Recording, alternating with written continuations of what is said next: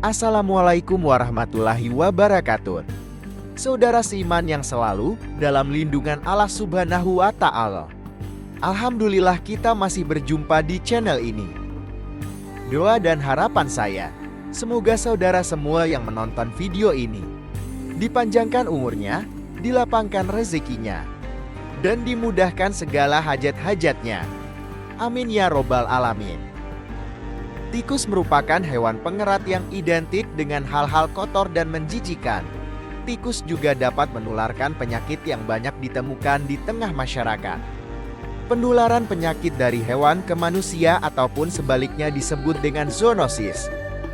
Menurut ilmu kesehatan, air liur, urin, dan darah tikus dapat mengakibatkan banyak penyakit seperti leptospirosis, hantavirus pulmonari syndrome, dan tularmia.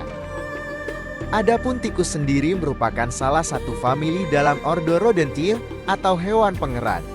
Hewan ini sering menempati lingkungan yang kotor sehingga mudah menularkan bakteri penyakit ke dalam lingkungan masyarakat.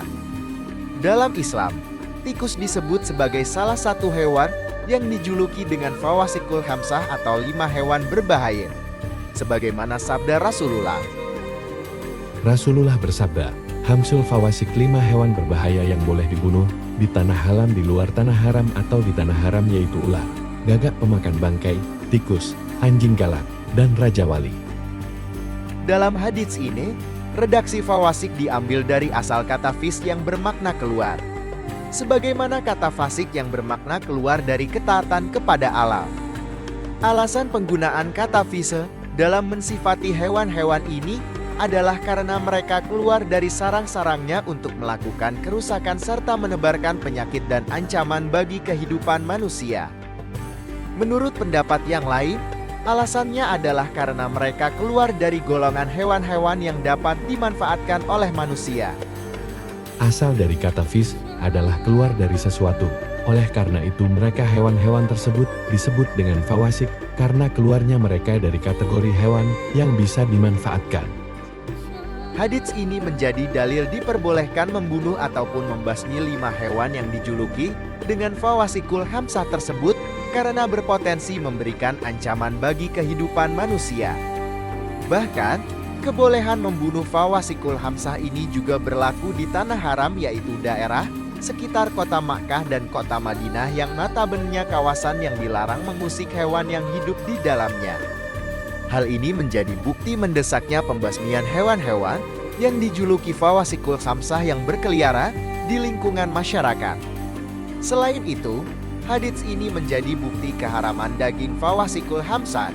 Seandainya, hewan fawasikul khamsah termasuk hewan yang dilarang dibunuh ketika berihram, niscaya Rasulullah tidak akan membolehkan untuk membunuh hewan fawasikul khamsah tersebut. Sedangkan alasan mengapa hanya 5 hewan ini yang dikategorikan sebagai fawasikul khamsah adalah karena kehidupan kelima hewan ini banyak bersinggungan dengan lingkungan masyarakat. Hal ini sebagaimana yang diutarakan Ubaidillah al-Mubarakfuri. Adapun alasan hanya terbatasi 5 hewan ini saja, karena mereka 5 hewan tersebut banyak bersinggungan dengan kehidupan manusia dengan bukti banyaknya bahaya yang ditimbulkan hewan-hewan ini. Adapun yang perlu kita ingat dalam kebolehan membasmi tikus di sini adalah larangan menyiksa tikus yang masih dalam keadaan hidup. Hal ini dikarenakan adanya perintah untuk berbuat baik kepada hewan yang kita bunuh dengan tidak membuat mereka menderita ataupun tersiksa terlalu lama.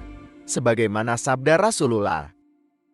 Rasulullah bersabda, sesungguhnya Allah mencatat pahala kebaikan terhadap segala sesuatu.